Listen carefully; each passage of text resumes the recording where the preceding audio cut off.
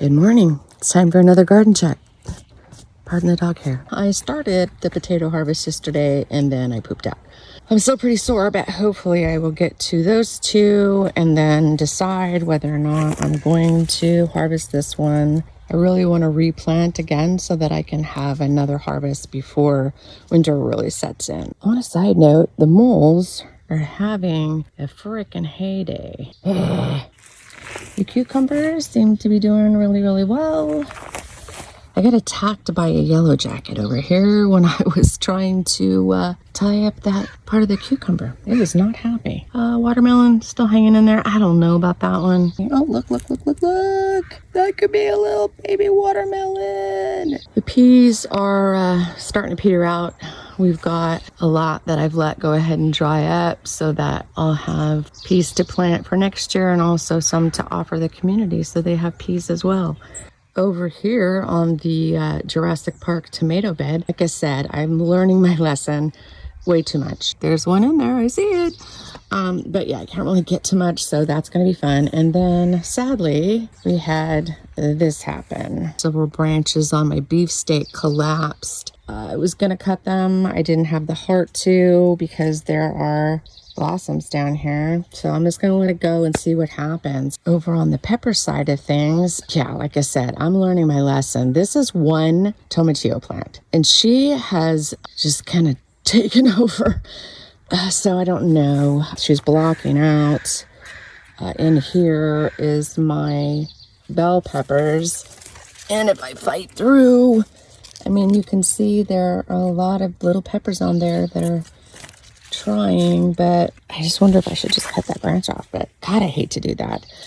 This is my poblanos. They're doing fabulous. Just tons of peppers on there. And then we've got jalapeno and Fresno and habanero. Oh look, there's a little sleeping bumblebee. The tomatillo plant has pretty much become a bumblebee nursery. Over here, the beans and the cabbage. I know I said I was going to pull the cabbage and then I never got out here and did it because I just don't think that they're going to form heads. And I'll probably keep, some of these leaves and do the same thing I did with the Brussels sprouts leaves and just cook them like I would collards, or at least blanch them and freeze them so I have them for later.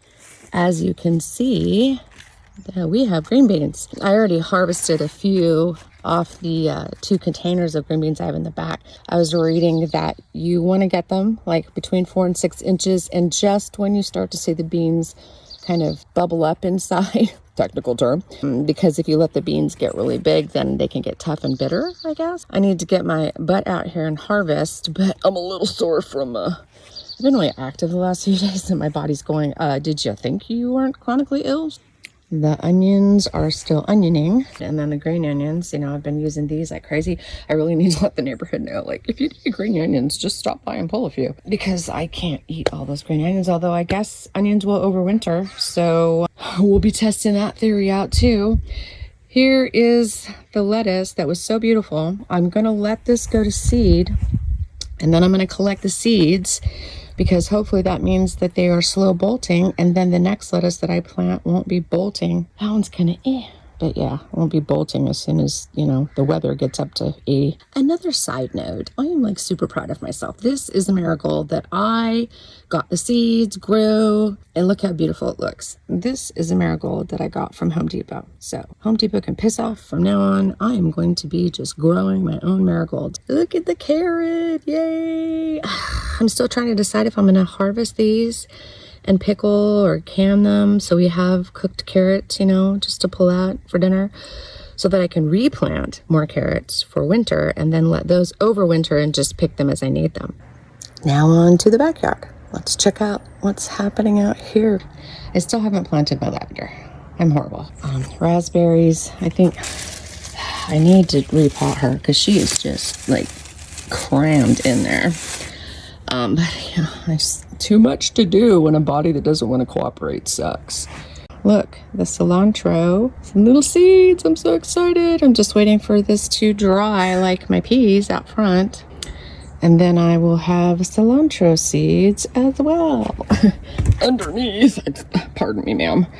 The sage is wonderful. I also am wondering if I should harvest some sage and dry that, and then oregano. Oh, see, my dill went to seed as well. Yeah, just trying to figure that out, or if I'm going to try to find a place where they're kind of semi-protected and then just try to grow them through the winter. I don't know. Look at Pedro. Look at Pedro. Like, he's a thing of beauty. And dun dun dun, we have maters inside. And the squash and pumpkins. Here's the sugar pumpkin. This is the butternut. Delicata, looking good. The spaghetti squash, yeah, there's something eating the leaves. And, oh, there's a little teeny tiny slug in there. So, I bet you. Hey, Miss Ma'am, would you like to come inside? Huh? Sia, can you sit? Can you sit for Mama? Yeah, sit, stubborn. Somebody got groomed yesterday. Yes, she's so beautiful. That's it for this week. The garden's looking good. Let me know how things have been going for you this week. I've got just a few more weeks and then I'm gonna be 61.